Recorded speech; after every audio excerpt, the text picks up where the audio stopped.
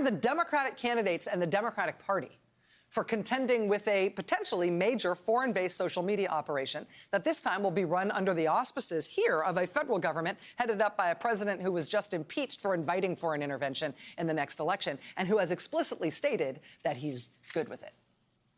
The OAN network got owned big time in the court of law, and you will not believe how bad they got beat. Welcome into 2IT's Overruled. I am your host, Adrienne Lawrence. Fringe right-wing network One America News lost its appeal in the defamation suit it brought against MSNBC host Rachel Maddow. Now, if you recall, in July 2019, OAN sued Maddow and the network for $10 million after she said that OAN is nothing more than paid Russian propaganda. While OAN maintained that Maddow's remarks were malicious and utterly false, while the federal court found that they weren't defamatory, and the appellate court agreed. As a result, the court is ordering OAN to pay Maddow and MSNBC $250,000 to cover their legal fees. That's $250,000 for the media outlet owned by Herring Networks. And remember that OAN started this fight, so having to end it by having to pay your opponent really isn't a good look. You may also be wondering how Maddow got away with calling OAN paid Russian propaganda without it being considered defamatory. Well, Maddow's comments were based on a Daily Beat story detailing how OAN employs a reporter who also happens to work for Kremlin-owned media outlet that pushes Russian-backed propaganda.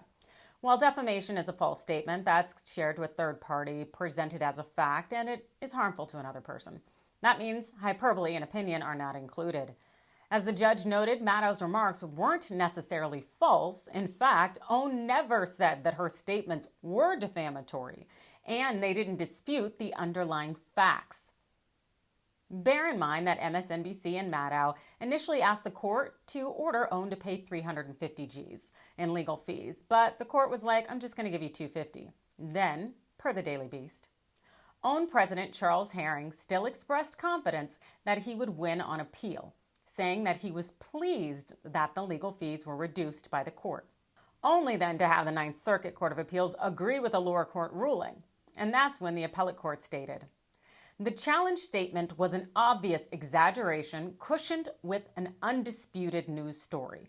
The statement could not reasonably be understood to imply as an assertion of objective fact and therefore did not amount to defamation. That's a wrap.